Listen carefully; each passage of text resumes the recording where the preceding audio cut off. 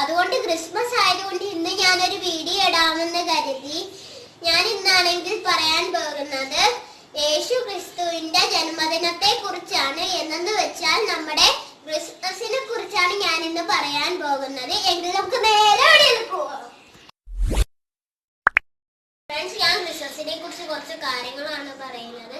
ലോകമെമ്പാടും ഡിസംബർ 25-ന് നമ്മൾ ക്രിസ്മസ് ആയി ആഘോഷിക്കുന്നു. അന്ന് നമ്മുടെ യേശു ക്രിസ്തുവിന്റെ ജന്മദിനമാണ്.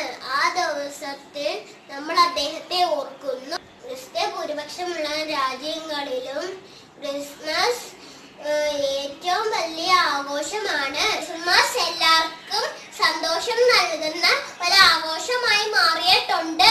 പരസ്പരം സമ്മാനങ്ങൾ കൊടുക്കാനും സൗഹൃദം പുതുക്കാനും നമുക്ക് ഈ അവസരം കണക്കാക്കാം. ഈ ക്രിസ്മസ് നിങ്ങൾക്ക് എല്ലാവർക്കും നന്മയും സന്തോഷവും